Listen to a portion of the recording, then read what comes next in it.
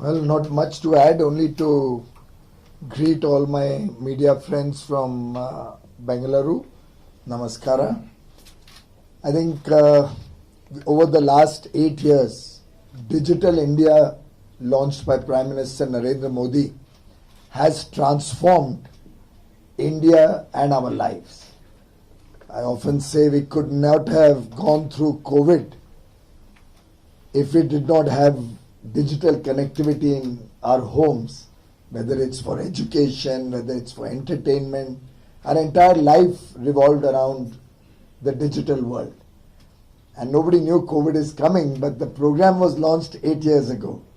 And thanks to the widespread use of mobile and broadband technology and the spread of the digital world through the length and breadth of the country, India was able to overcome the problems of COVID, the pandemic, and today has emerged as one of the fastest growing economies of the world, large economy.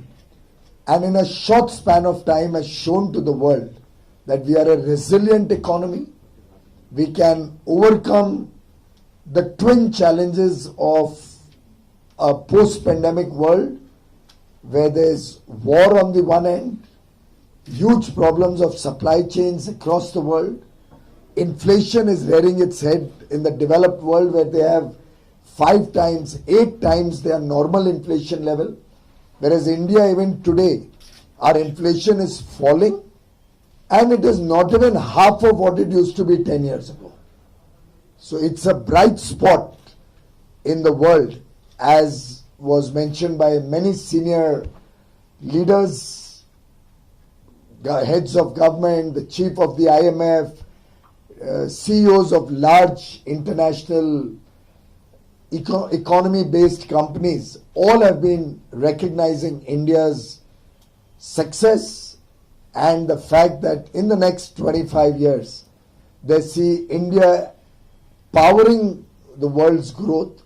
They see India emerging as a $30 trillion plus economy by 2047, one of the largest economies or the top 3 economies of the world. And clearly, our progress from 11th to 5th in the last 5 or 6 years or 8 years has been phenomenal, and our progress going forward will be a even bigger story.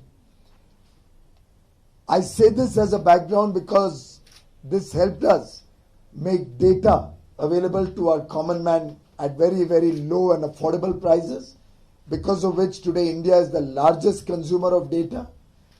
We then moved to digital payments, the UPI, about which Secretary just spoke. We democratized the availability of financial ability to transact to the common man.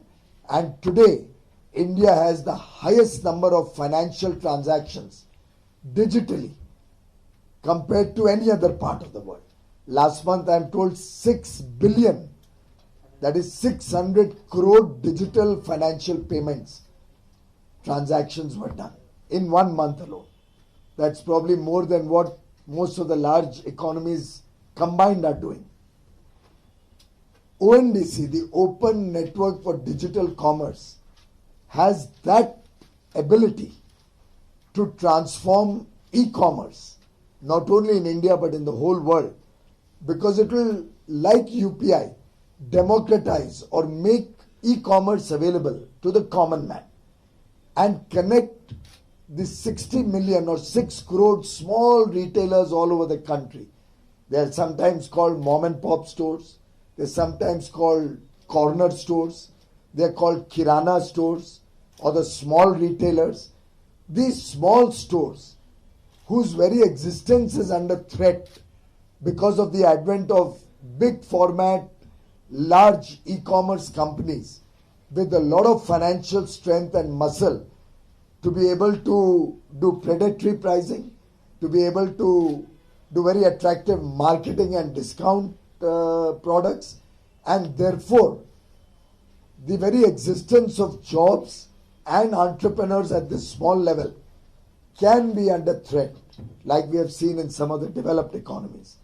The open network for digital commerce gives these small retailers an opportunity to also provide their services, their goods, their products to buyers across the country, and through an e-commerce system where buyers on any platform will have the ability to buy products sold on any other platform, and sellers on any one platform will have the ability to sell to buyers coming onto any platform. So basically, it's a marriage between buyers and sellers, marriage between platforms, which will connect big and small sellers, big and small buyers, give them greater choice. Consumer will get greater choice, will help us bring down costs, and will help save millions of jobs, millions of small shops